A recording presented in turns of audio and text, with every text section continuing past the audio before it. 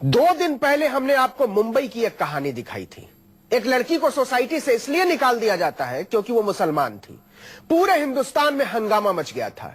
लेकिन आज जो कहानी हम दिखाने जा रहे हैं उसे देखने के बाद आपको लगेगा कि उस लड़की की कहानी तो कुछ भी नहीं थी।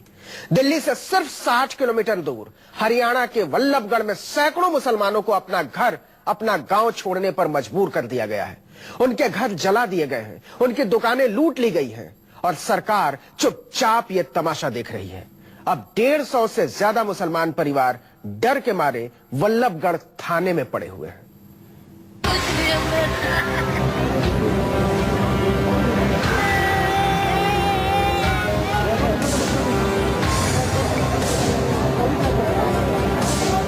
न तो इस दुधमुहे बच्चे को हरियाणा की सरकार से कोई उम्मीद है, न इस औरत को, न इस आदमी को और न ही इस बुजुर्ग को। मनोहर लाल खट्टर की सरकार को वल्लभगढ़ के अटाली गांव के कोई 150 मुसलमान परिवारों की घर निकासी से कोई मतलब नहीं। दहशत ऐसी है कि एक भी आदमी घर जाने को तैयार नहीं है। थाने में बैठे हैं, पुलिस ये यकीन दिलाने को तैयार नहीं है कि आप महफूज हैं। जब हमारी मांग पूरी होगी तो देखो चले भी जाने कुछ भी सरकार ने कोई कार्रवाई नहीं किया, नहीं कोई पुलिस ने पकड़ा था, नहीं कोई सुविधा करी है, नहीं कोई जाने आने की उम्मीद है हमें को। पूरे 1 हफ्ते हो गए जब उपद्रवियों ने अटाली में मुसलमानों के घरों में आग लगा दी थी। पूरे 20 घर कई दिन तक धू धू कर जलते रहे। खट्टर की पुलिस ने सब कुछ बहुत खामोशी से होने दिया था। इंसाफ चाहिए हमें। घर नहीं गए? अभी नहीं गए, हम जब जाएंगे जब इंसाफ मिल जाएगा। आप चाहिए जैसे थे हम वैसे होने चाहिए।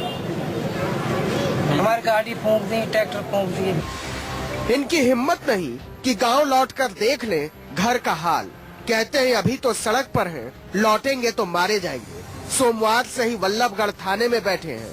छोटे छोटे बच्चे दूध के लिए तरस रहे हैं। खाने का बंदोबस्त कुछ स्वयंसेवी संगठनों के रहमो करम पर, ऊपर से गर्मी ऐसी कि खून भाप बनकर उड़ जाए।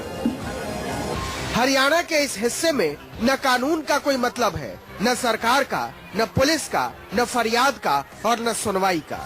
सब कुछ सरकार की नाक के नीचे, आंख के नीचे। लेकिन न मुख्यमंत्री को फर्क पड़ता है, न मंत्रियों को और न बीजेपी वालों को। और जब सरकार को ही फर्क नहीं पड़ता तो अफसरों का क्या है? सैकड़ों बेकसूर लोगों को सड़क पर खड़ा करके चैन की नींद ले रहे हैं। जिस तरह का उस दिन हालात हुए, बहुत बुरा मंजर था हमारी आंखों आगे। छोटे छोटे से बच्चे रजाइयों में, बेडों के नीचे इस तरीके से दुबका दुबका कर जान बचाई है हम लोगों ने। हरियाणा की बीजेपी सरकार सैकड़ों मुसलमानों के घरों को जला दिए जाने, उन्हें बेघर कर दिए जाने, उन्हें दहशत में रखे जाने को लेकर कितनी संवेदनशील है। उन्हें दहशत में रखे जाने को लेकर कितनी संवेदनशील है, इसका अंदाजा ऐसे लगाइए कि 2 दिन पहले ही मुख्यमंत्री एक बिजली घर का उद्घाटन करने वल्लभगढ़ आए थे, लेकिन उजड़े हुए लोगों से मिलने तक नहीं गए। ऐसा नहीं है कि पुलिस को कुछ पता नहीं था।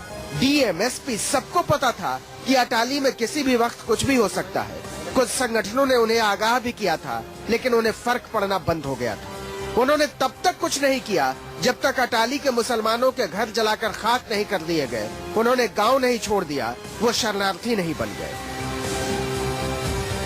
15 लड़का है जो घर में आए थे मारने के लिए। फिर हाथ जोड़े, पैर पकड़े, उसने ना मानी। फिर उन्हें डंडा बरसा दिया मेरे पास, कानों के कुंडल ले लिए, 60,000 रुपये ले लिए।